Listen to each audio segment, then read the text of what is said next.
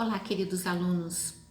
Vamos tentar então uma aula em vídeo sobre o tema positivismo jurídico. Eu enviei o texto para vocês lá no Classroom e agora vamos ver assim alguns tópicos, né, principais desse tema. Todos os temas de teoria geral do direito são muito complexos. Eles podem ser abordados de forma mais profunda, mais detalhada, mas como nós não dispomos de todo esse tempo, enfim, vamos ver o que é básico nesse tópico do positivismo jurídico.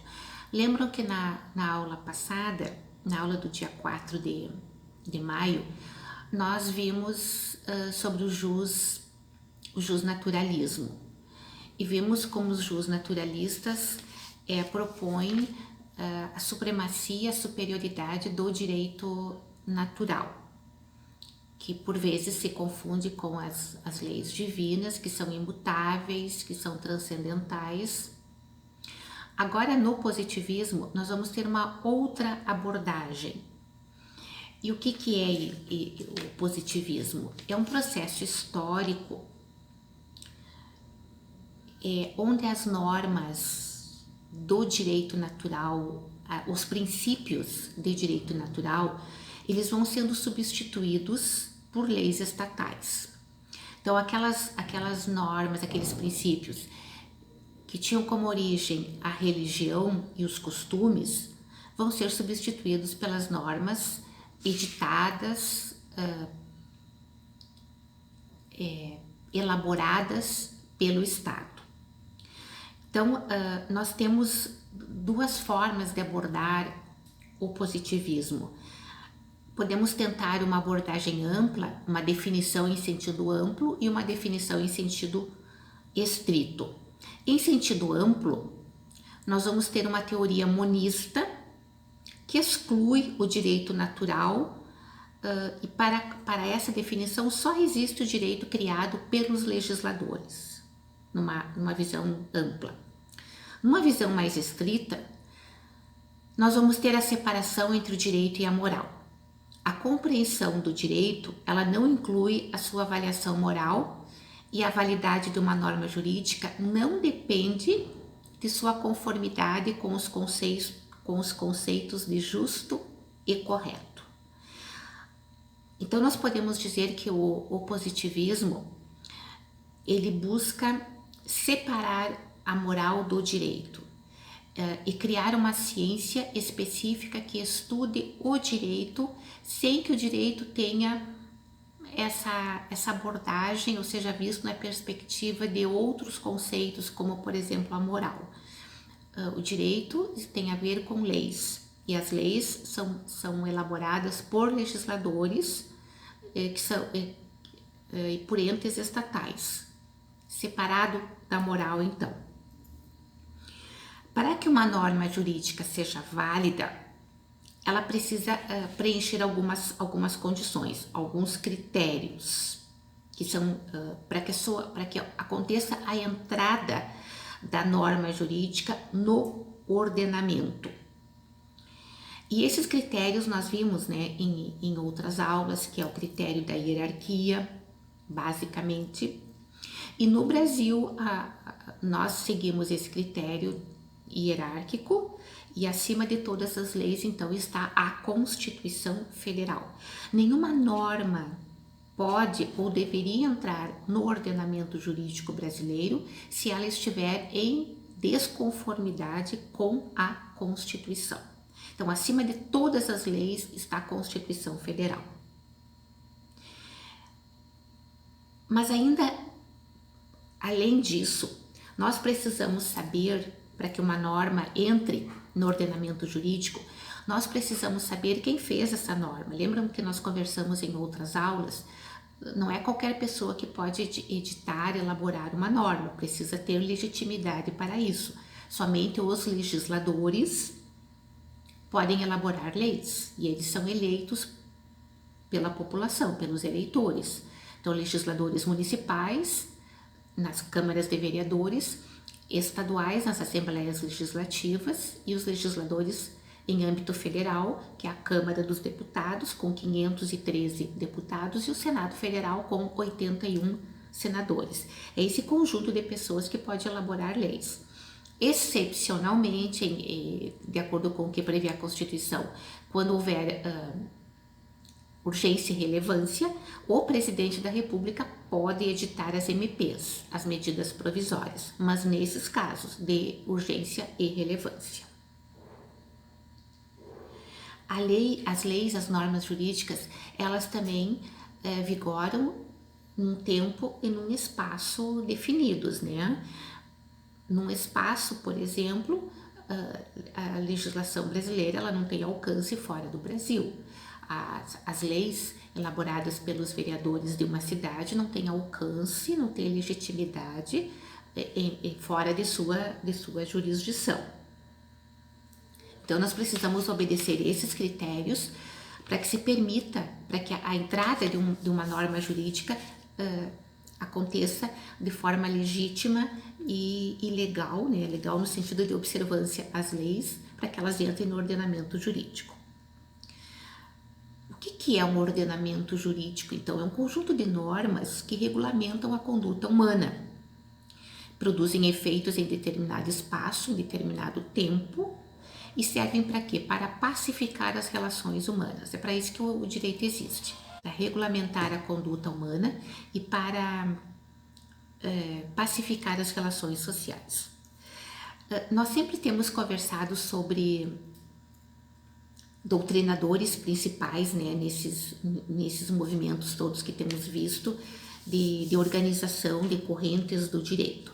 Agora, no positivismo jurídico, nós temos alguns personagens bem importantes, teóricos que marcaram a evolução dessa corrente filosófica jurídica.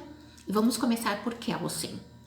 Hans Kelsen, ele aparece na biografia como sendo austríaco, mas ele na verdade nasceu em Praga, Tchecoslováquia, em final do século XIX, 1881, e faleceu nos Estados Unidos em 1973. Mas a carreira acadêmica do Hans Kelsen, ela se desenvolveu na Áustria, por isso a biografia dele, muitas biografias dizem o autor austríaco. Kelsen propõe, primeiro ele fez a principal obra dele, se chama Teoria Pura do Direito, e ele propôs o reconhecimento de uma norma fundamental, que é a norma que dá origem a todas as outras, que no nosso caso, no Brasil, é a Constituição Federal, que é a norma mãe, a norma que dá origem a todas as outras. Sobre Hans Kelsen, teríamos muito para conversar, mas eu trouxe aqui alguns aspectos principais da teoria pura do direito, e a partir desse start, então, nós podemos depois aprofundar várias coisas. O que Kelsen pretendia? A independência científica do direito, sendo que o método e objeto da ciência jurídica deveria ser apenas a norma. Então, para Kelsen, os valores não integram a norma jurídica. Você não pergunta se a norma jurídica ela é justa ou injusta, correta ou incorreta. Os valores não integram a norma jurídica. A legitimação do direito não exerce, não acontece, não ocorre através de conceitos como moral e justiça. A teoria pura do direito para Kelsen, uma norma entra no mundo jurídico, quando uma norma entra no mundo jurídico, não se estabelecem juízos de valor em relação a ela, apenas juízos de direito. Eu só tenho que ver se se trata de uma norma que está de acordo com a Constituição e que respeita aqueles critérios de validade para que ela entre no mundo jurídico. Eu não tenho que perguntar sobre os seus conceitos de valor e de moral. A moral não entra no ordenamento jurídico. O direito é uma ciência independente da moral. Kelsen fez uma separação absoluta entre o direito e os conceitos de moral e justiça. alegando que esses conceitos, moral e justiça, não entram na categoria do direito da norma jurídica. Então, chama teoria pura do direito porque ele separa a moral do direito. Ele faz um corte epistemológico. O direito estuda as normas jurídicas. Outras ciências estudam a moral. A filosofia estuda a moral. A sociologia pode estudar a moral e o comportamento humano em sociedade. Mas o direito estuda as normas jurídicas. Entretanto, nós podemos pensar, a despeito, né, da teoria pura de Hans Kelsen, que o direito ele tem um significado e um valor a ser realizado, né? Para que o direito consiga produzir, proporcionar, garantir essa segurança jurídica, esse convívio harmônico dos indivíduos em sociedade, ele precisa se inspirar em vários princípios, né? No direito natural, na moral, na justiça, porque a justiça é o grande pilar do direito. Então, ficamos aqui com duas, não com a conversa não está fechada, né? O diálogo não está fechado em absoluto. Eu estou apresentando para vocês um autor, Hans Kelsen, que diz que o direito nada tem a ver com a moral, que separa a moral do direito. Mas nada nos impede de refletir no sentido de que o direito não age sozinho, né?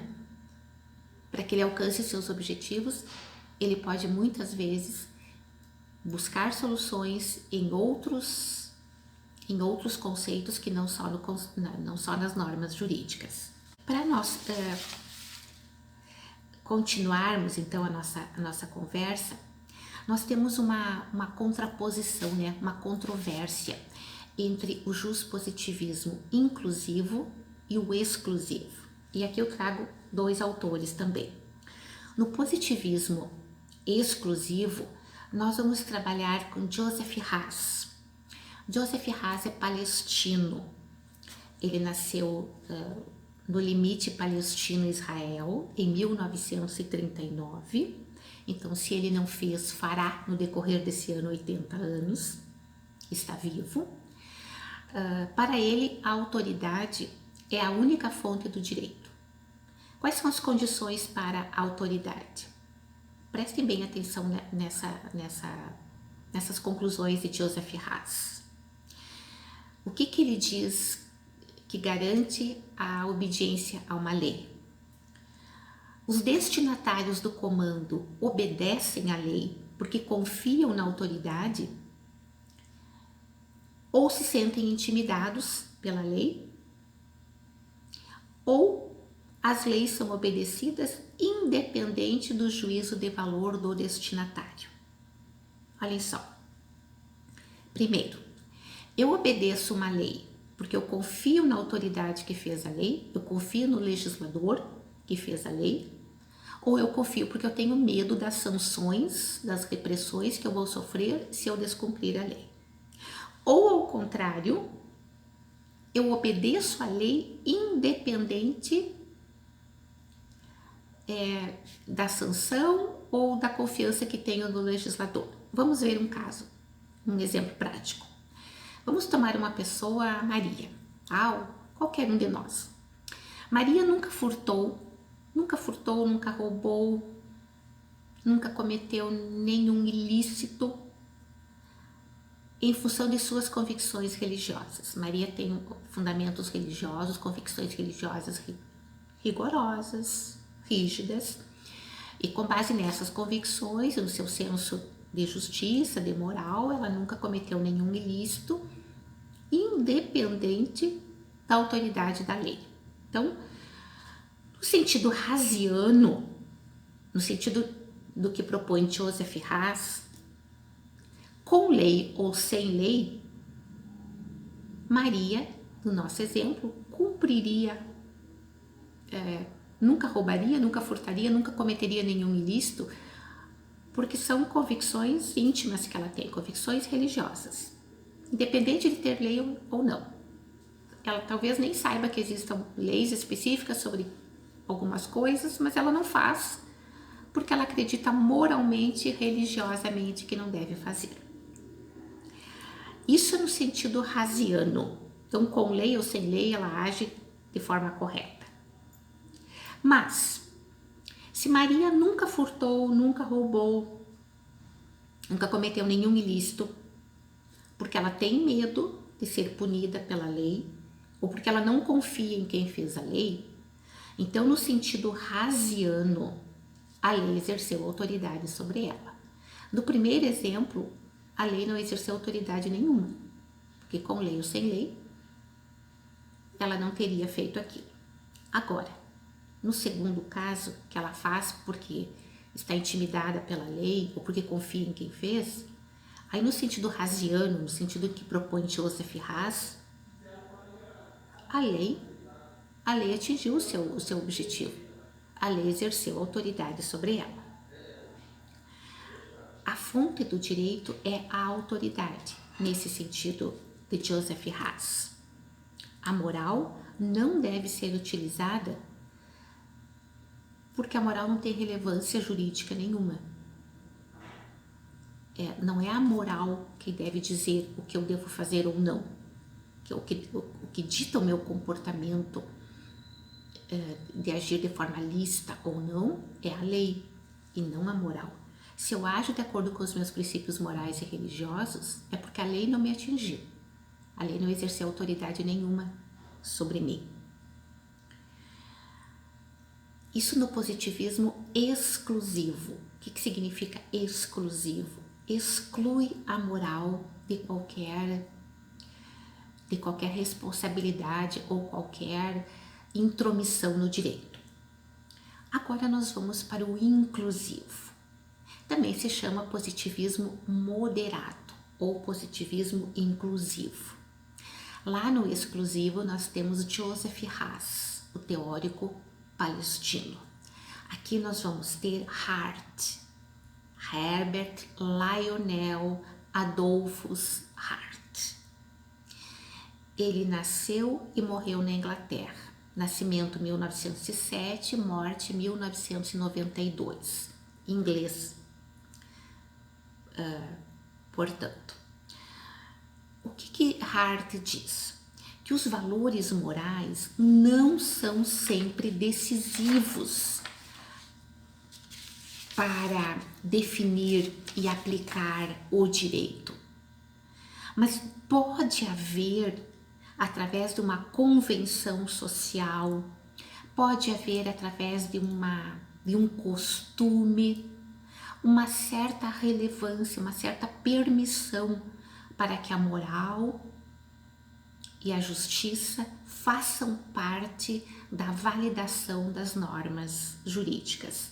Então, Hart está dizendo que, sim, as normas jurídicas são o que de mais importante existe na formação do ordenamento jurídico, mas nada impede, por isso se chama inclusivo, moderado, flexível, mitigado, nada impede que a moral também faça parte, também pertença à interpretação e à validação das normas jurídicas. Como é que nós interpretamos o direito na perspectiva, na visão dos positivistas? Olhem só, nós temos 4 fatores que devem ser levados em consideração quando o juiz dá uma decisão, quando o tribunal decide alguma coisa, alguma questão. Primeiro, os fatos da vida real. Sem os fatos, de forma abstrata, não se vai decidir nada. Agora prestem atenção no segundo e no terceiro fatores: a moral, a oportunidade política e, por fim, o ordenamento jurídico. Para os positivistas, o que importa? Os fatos da vida real e o ordenamento jurídico. A moral e a oportunidade política não tem relevância para as decisões.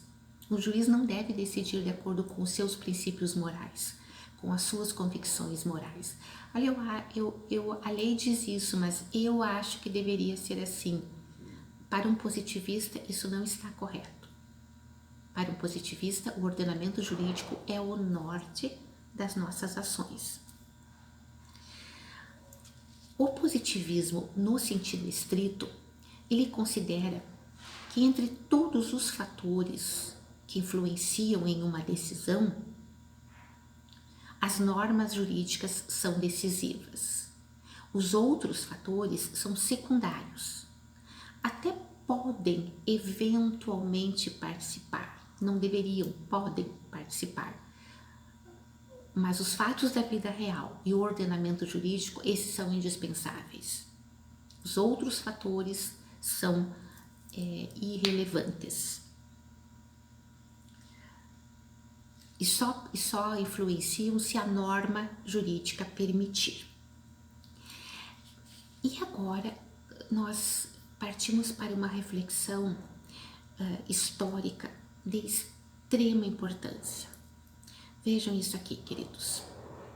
A pergunta é, e essa pergunta eu vou deixar para vocês, para que nós pensemos sobre ela, para que nós reflitamos sobre ela, porque ela tem um componente fundamental para que nós entendamos também a nossa participação no contexto histórico, social, enquanto cidadãos, enquanto indivíduos.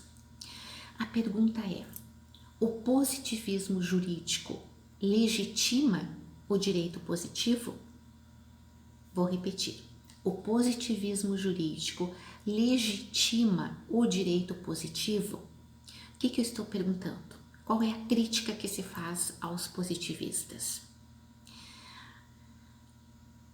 Quem critica o positivismo diz que os positivistas legitimam sistemas autoritários, totalitários, como nazismo e fascismo.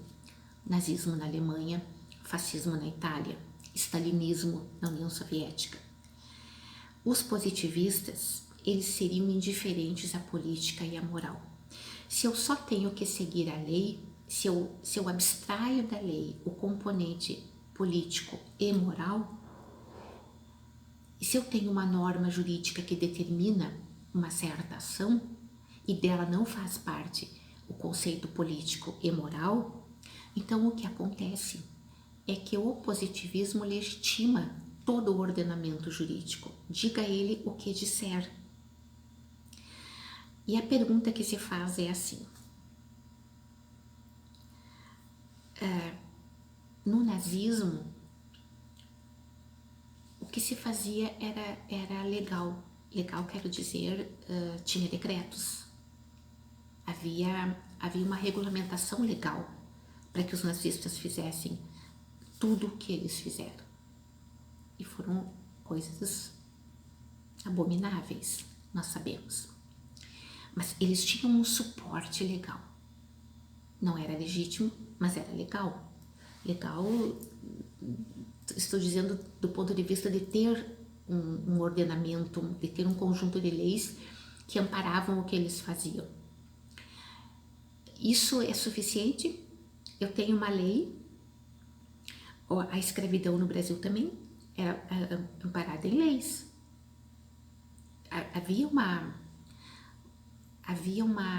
certa aspas, mas havia uma certa legitimidade no que eles faziam, porque eles estavam amparados em princípios que permitiam que eles fizessem aqueles horrores, permitiam que eles fizessem, que mantivessem seres humanos em estado de escravidão e vivendo em condições subhumanas, que é uma chaga terrível na nossa história. Mas o fato de eu ter uma lei e dessa lei dizer assim, negros são inferiores, portanto eu tenho que escravizá-los, essa lei, eu tenho essa lei, então isso me basta, isso é suficiente, eu não preciso colocar ali critérios como justiça e moral. Mas aí como que nós podemos pensar de outra forma? E é a pergunta que eu deixo para vocês. Se o direito de um regime antidemocrático ele vigora porque a população aderiu, a quem se deve a responsabilidade? A quem deve ser endereçada a reprovação? A população? Ou aqueles que fizeram essas leis e não foram contestados pela população ou foram pouco contestados? Por que a população alemã não se insurgiu contra o nazismo?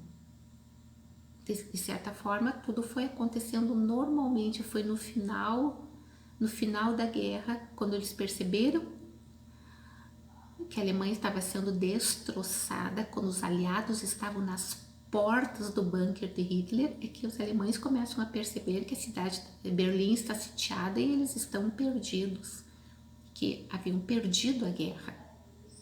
Mas Hitler teve muito apoio popular. A escravidão no Brasil teve muito apoio popular. O movimento de 64 teve bastante apoio também. Então, a quem se deve? A quem fez a lei ou a população que cumpre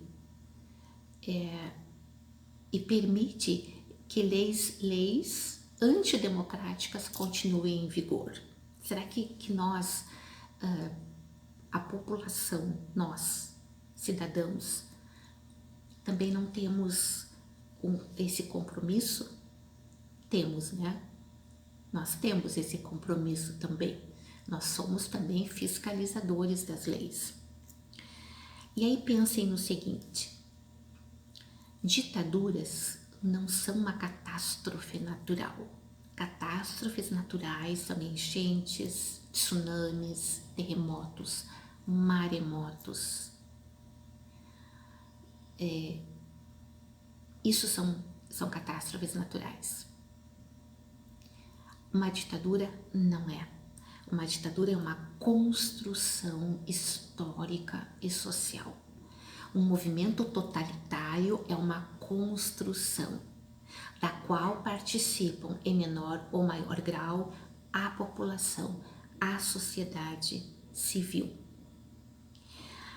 Então, considerando que totalitarismos e ditaduras não são uma catástrofe social, elas são construídas com apoio ou não da população. Eu quero que vocês pensem nisso. Quero que vocês pensem nessas duas colocações. Se o direito de um regime antidemocrático ele vigora porque a população aderiu, de certa forma, em maior ou menor grau, a quem se deve reprovar? Só a quem fez as leis ou a nós que aderimos às leis, manipulados ou não? E considerem o seguinte: regimes totalitários, ditaduras, qualquer regime antidemocrático não são um fenômeno da natureza, são fenômenos sociais, portanto são construídos histórica e culturalmente. E dessa construção social participam todos, em menor ou maior grau. Então, essa foi a nossa aula sobre positivismo jurídico. Como eu disse no início, é uma visão muito superficial. Vale a pena, é uma corrente teórica muito interessante, vale a pena esmiuçar, vale a pena detalhar, buscar mais elementos. Eu aqui apresentei então Hans Kelsen, que é o número 1 do positivismo. Apresentei Joseph Haas, Hart, e eu queria terminar falando em Augusto Comte. Augusto Comte foi um sociólogo positivista e ele é o autor da frase que consta em nossa bandeira nacional: ordem e progresso. A frase ordem e progresso é uma frase positivista. Primeiro a ordem, Primeiro, o cumprimento às leis. Primeiro, o cumprimento às normas. Dessa subserviência, desse cumprimento, dessa obediência às normas, surge o progresso. Então, ordem e progresso é uma frase positivista.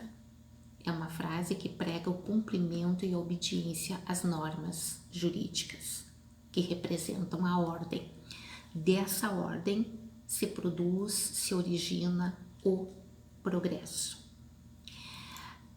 Quando nós somos otimistas, somos pessoas positivas, não somos positivistas. Ou somos, né? Mas positivismo, eu sou uma pessoa positivista. Você está dizendo que é adepto da teoria de Hans Kelsen, que é adepto de Augusto Comte. Você não está dizendo que é uma pessoa otimista, com bom astral. Então, ser positivo é diferente de ser positivista. Nós temos que ter bastante cuidado com as palavras, com os termos que usamos, com o rigor da nossa fala, porque as palavras em direito têm um peso muito grande. Eu espero que tenha contribuído um pouquinho, que tenha despertado a curiosidade de vocês para essa corrente teórica, o positivismo. Na segunda-feira, dia 11, vou fazer uma chamada de vídeo para que nós possamos conversar a partir das 19 horas, para que nós possamos conversar sobre esse tema. Vamos começar conversando sobre essas duas questões, essas duas provocações que eu deixei para vocês sobre o positivismo, e vocês vão me trazendo os questionamentos que tiverem e as dúvidas, tá? Abraço carinhoso, fiquem com Deus. Beijo.